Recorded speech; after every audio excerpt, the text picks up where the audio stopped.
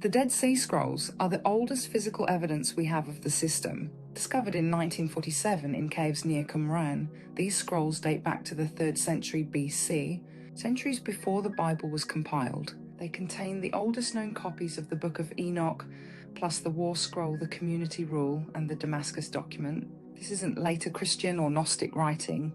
This is raw, pre-Christian Hebrew and Aramaic material that already had the full map of the prison drawn out. The War Scroll describes the final battle between the Sons of Light and the Sons of Darkness. It lays out the exact structure of the two opposing forces, the Children of Light fighting the Children of Darkness in a cosmic war that has been raging since the beginning. The War Scroll is the clearest blueprint of the conflict that has been running since the beginning. Written in the same caves as the oldest Enoch fragments, it maps the final battle between the Sons of Light and the Sons of Darkness as a structured, organised war that has already been decided in the higher realms. The Sons of Light are the ones who still carry the original spark from the true source. The Sons of Darkness are the forces of the fallen Watchers and the hybrid bloodlines that serve them. The scroll does not speak in vague spiritual language. It lists the exact formations, the banners, the weapons, and the sequence of the fighting. It treats the war as a real, physical, and frequency-based campaign that will be fought both in the material world and in the realms above the firmament. The Community Rule and the Damascus Document describe the strict rules for those who knew the truth and tried to separate themselves from the corrupted system. They knew the Watchers had fallen, they knew the harvest was happening, and they tried to build communities that could resist it. These scrolls prove the knowledge wasn't invented later. It was already fully formed and documented centuries before Christ.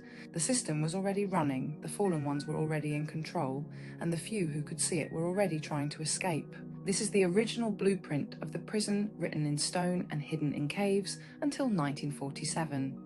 The Community Rule and the Damascus Document fill in the mechanics of how the two spirits operate inside every human being.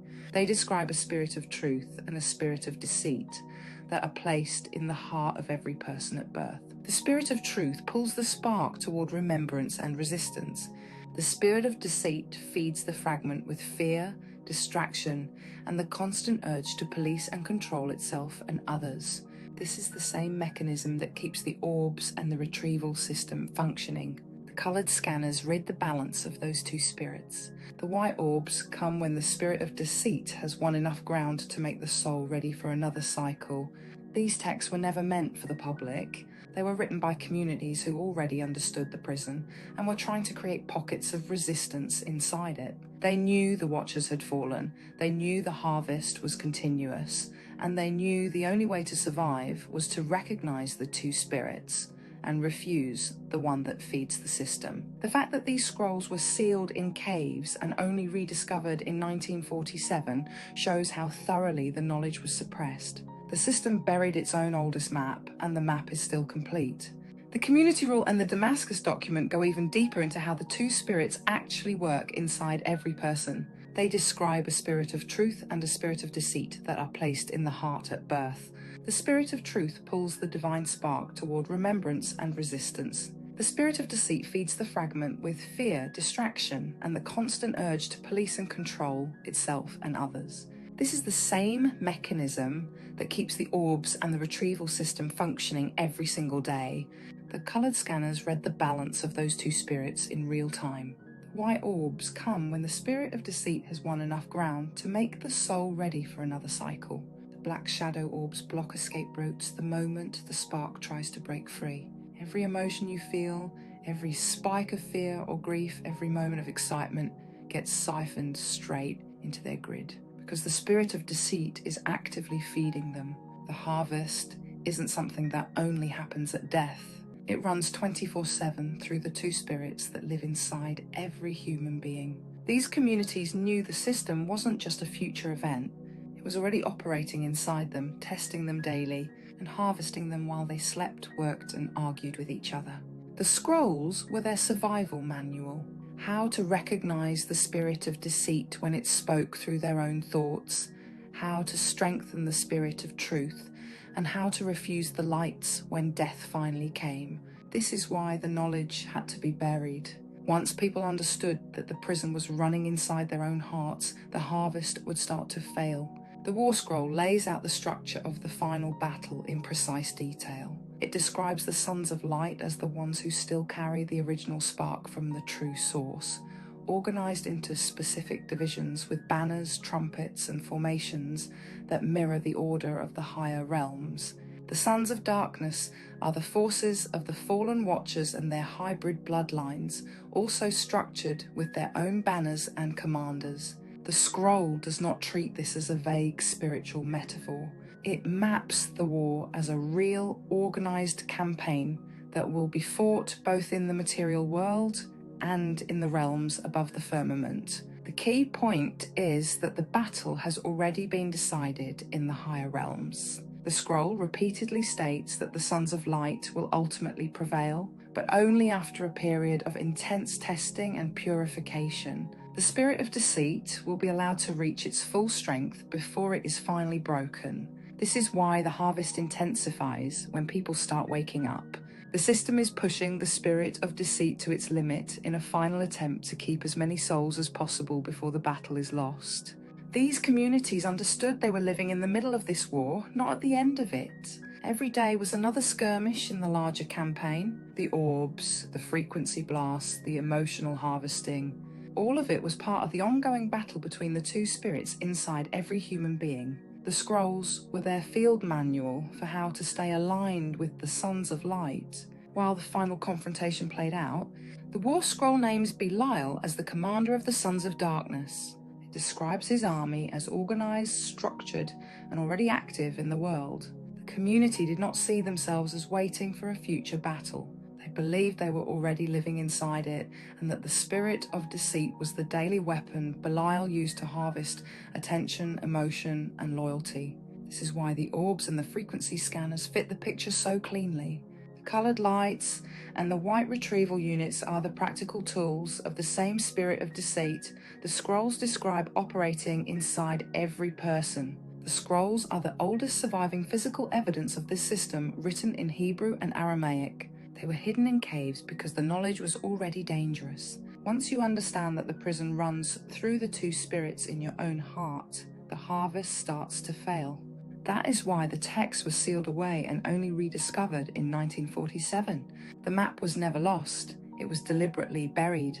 The Dead Sea Scrolls contain the oldest surviving copies of the Book of Enoch in Aramaic. These fragments are older and more complete than the later Ethiopian version most people know. They describe the fall of the Watchers in greater detail than anything that survived into the mainstream canon. The Watchers descended, took human wives, taught forbidden knowledge, and produced the Nephilim. Their crimes were not only sexual and violent, they taught the secrets of the heavens, the movements of the stars, the cutting of roots, and the making of weapons. In other words, they handed humanity the tools of the prison and then used those same tools to keep the harvest running.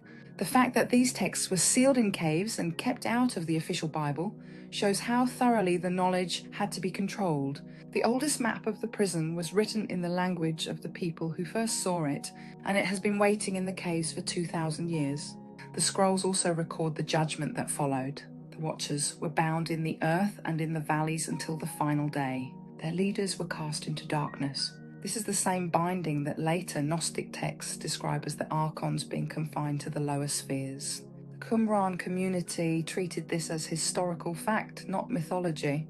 They believed the Watchers were still active through their spirit of deceit, still feeding on human emotion, still operating the system from their bound positions. These Aramaic fragments prove the knowledge of the fallen ones, and the soul trap was already fully formed. Centuries before the New Testament was written, the system was already mapped, the enemy was already named, and the method of resistance was already being practiced in the desert. One of the most overlooked texts in the Dead Sea Scrolls is the Melchizedek Scroll, 11Q Melchizedek. In it, Melchizedek is not a human priest. He is a heavenly figure who rises in the final age to execute judgment on Belial and the spirits of his lot. The scroll quotes Isaiah and Psalms and applies them directly to Melchizedek, stating that he will atone for the Sons of Light and destroy the forces of Belial. This is the same role later Gnostic texts give to the true Redeemer who comes from beyond the Archonic system. One of the most important and least discussed discoveries in the Dead Sea Scrolls is their calendar. The Qumran community rejected the lunar calendar used by the temple in Jerusalem and instead followed a strict 364-day solar calendar. This was not a minor difference. They believed the lunar system was corrupted and belonged to the forces of darkness. The moon, in their view, was tied to the irregular, deceptive cycles that kept humanity out of alignment with the true order of heaven. By using a solar calendar of exactly 52 weeks, every festival and every Sabbath fell on the same day every year. This gave them a fixed, predictable structure that they believed matched the original heavenly order before the Watchers interfered. The lunar calendar, with its shifting months and irregular feast days, was seen as the timekeeping system of Belial, designed to keep the people out of rhythm with the true source and locked into the harvest cycle. The Qumran community saw Melchizedek as the one who would break the power of the spirit of deceit and free the sparks that had been trapped. He is described as belonging to the lot of light, operating above the spheres controlled by the fallen Watchers. This matches the older Enochic picture of a heavenly judge who binds the Watchers and ends their rule. The community expected this judgment to happen within their generation, which is why they lived in radical separation and prepared for the final war.